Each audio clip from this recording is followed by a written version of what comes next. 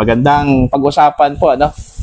Ito hong reaction po mga kabida ng Malacanang dito ho sa pagbagsak po mga kabida sa trust rating at saka performance rating ng Pangulong Ferdinand Bongbong Marcos. Ano po? Kahapon po, meron pong press briefing dyan po sa Malacanang at naitanong po itong latest survey po mga kabida ng Pulse Asia. Ano po? At alam niyo ba kung ano po ang tugon ni Yusek Castro, ano? Okay? Dahil ho daw sa fake news, kaya bumaba yung trust at saka performance ratings, ano po, ng Pangulo po mga kabida. Okay? Dahil ho sa talamak na fake news na kumakalat ngayon sa social media, yun yung naging dahilan daw kung bakit yun yung naging ratings bumaba, bumagsak ang trust at saka performance ratings po ng Pangulo. Ano po? Na? Eto, babasahin ko lang po mga kabida. Ito hong news article po ano, ng abogado.com.ph. Ayan. Ito po, ang kanila pong headline dito, Castro.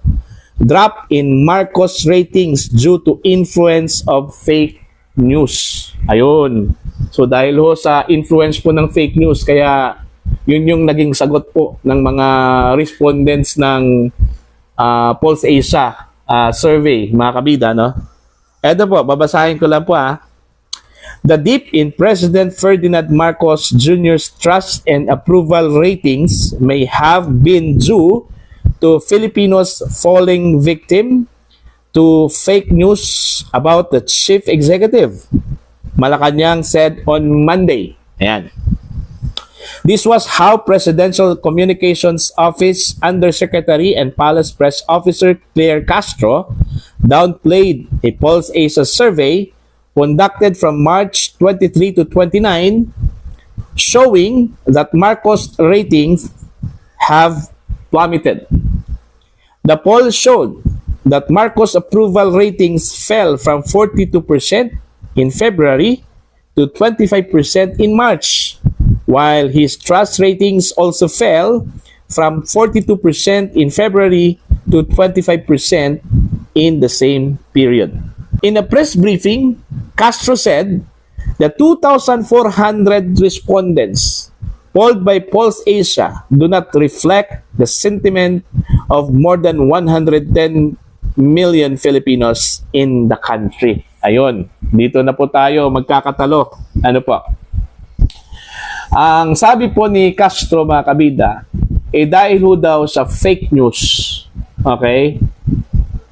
Kaya ito ho ang naging opinion po ng mga tao na sinurvey po mga kabida ng Pulse Asia. Kumbaga, apektado ho ng fake news yung naging sagot po ng mga respondents ng Pulse Asia nang tinanong po sila patungkol ho sa kanila hong pagtitiwala at approval dun po sa performance po ng Pangulo. Ano? Okay? So, ibig sabihin po ba, yung lahat pong mga nangyayari po mga kabida sa gobyernong ito, like for example, ito hong mga aligasyon ng corruption, ano, laban sa Marcos administration, fake news po ito? Ganun po ba yun? Yung mga factors na inilatag po ni Dr. Holmes ng Pulse Asia na naging grounds kung bakit medyo negative yung pananaw po ng mga kababayan po natin, yung mga sinurvey po nila. Like for example, yung hindi ho tinugunan yung ipinangako po ng Pangulo na pagtaas po ng sahod para sa ating mga manggagawa, ano? Yung lack of opportunity po mga kabida sa trabaho. Okay? At ito hong patuloy na pagtaas po ng presyo ng mga pangunahing bilihin. Ito, fake news po itong lahat.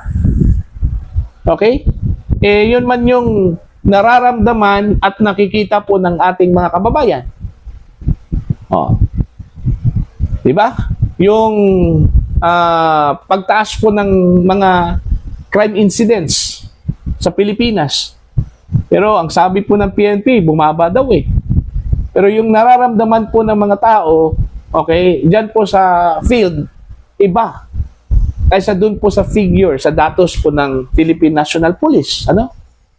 Oh, fake news lahat yun. Okay?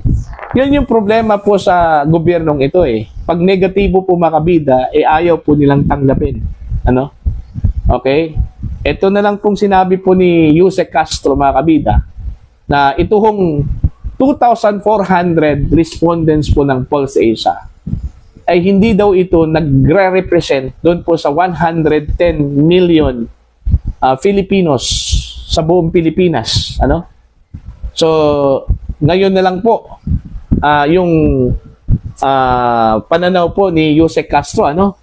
Kumbaga, itong survey na ito does not represent the sentiments of the entire Filipino people. Pero pag positive yung resulta po sa survey, mga kabida, just like dun po sa isang survey na 51% daw mga kabida ang sumang-ayon dun po sa pag-aresto at dala po kay dating Pangulong Rodrigo Duterte dun po sa International Criminal Court, masaya po yung Malacanang po dun, ano? Nagpapatunay lang daw, mga kabida, na tama yung ginawa daw ng gobyernong ito, ano? Na hinuli si Digong at dinala po sa International Criminal Court. So yun, nagre-reflect yun sa kabuuan itong 110 million Filipinos sa buong Pilipinas. Pare-pareho lang po yung survey eh. Okay? Pare-pareho lang po yung survey. Yung kanilang mga respondents, almost the same. 2,500, 2,400, 1,400. Mga ganong range lang po ng mga tao yung kanilang sinurvey po mga kabida. Bakit po pagdating po sa negatibo, iba yung tune po mga kabida, tunada ng palasyo po ng Malacanang. Okay? So ibig sabihin po ba pag negatibo, ayaw po nilang tanggapin yan. Sasabihin po nila na hindi yan nagre-reflect sa buong sentimento po ng mga Pilipino. Okay? Pero pag positibo, ayan. Yun ang sentimento po ng mga Pilipino. Di ba? So meron pong double standard ito hong Marcos administration when it comes to treating surveys. Di ba? Yun yung hindi ho maganda, mga kabida. Ito pa po. No? Siguro, no? Kaya isa din ito sa mga factors kung bakit po ayaw ho maniwala ang mga Pilipino sa ginagawa po ng administrasyong ito. Dahil ho, parang binabaluktot po mga kabida, no? Ng tagapagsalita po ng Pangulo yung mga dapat ipaliwanag ng husto na mga impormasyon, ano? Sa halip po na umanap po ng anong tawag po dito, lusot, okay? Mas mabuti, mas maigi siguro na tanggapin po yung resulta na ganito talaga, may ganitong feedback yung mga tao, ano? Diba? Mas maganda at mas appreciative yung mga tao, mga Pilipino, kung inaako po ng gobyerno yung kanilang shortcomings po mga kabida. Okay? Normal kasi yung may shortcomings kasi tao lang po tayo eh, no? Yung mga namamahala po mga kabida sa gobyerno, mga tao po yan. Okay? Hindi ho 100% na may bigay talaga nila, no? Okay? So, mas maganda kung aaminin, aakuin, okay, ito ho, may shortcomings po kami. So, gagawan po namin ng paraan yan. Okay? Para sa susunod, at least, meron pong satisfaction yung taong bayan, ano? Ganun, sana, mga kabida. Kaysa maghanap po ng lusot. Kasi mahahalata po ng taong bayan yan eh, no? Na naghahanap po ng lusot ang gobyerno. Kaysa aakuin at kumbaga i-recognize po ng gobyerno yung kanilang shortcomings. Is mas maganda yon. Okay? Plus factor yan mga kabida para ho sa mga kababayan po natin. At least meron pong perception ang tao na yung gobyernong ito marunong tumanggap po ng pagkakamali. Okay? Marunong mag-recognize po mga kabida ng kanilang shortcomings. Yun sana ang maganda. Kaso lang po, iba. Okay? Pilit po nilang itinanggi, ano? Na meron pong pagkakamali ang gobyernong ito, ano? Okay, ito. Patuloy po tayo, mga kabida. Sabi po ni Claire Castro, dahil nga nakita at nabanggit natin itong mga fake news, sumasalamin din ito sa influensya ng mga fake news. So kung ang mga tao man na ito ay nagbigay ng kanilang opinion, marahil ay bunga ito ng mga fake news. Ayun. So lumabas po dito na mali sa mga taong sinurvey po ng PulseAsia. Dahil na-influence po sila sa fake news. Ano? Natatawa po ako kay Yusek Claire Castro. Ano?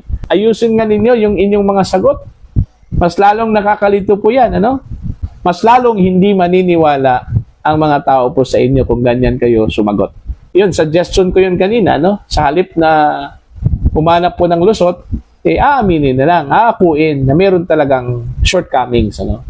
At least makita po ng taong bayan, mga kabida, na marunong umamin po ng pagkakamali, ano? Itong Marcos administration. Alright? So para po sa inyo, ano po ang inyong pananaw dito ho sa sinasabi po ni Yusek Castro na fake news daw ang dahilan kung bakit po bumagsak ang ratings po, ano, ni Pangulong Ferdinand Bongbong Marcos.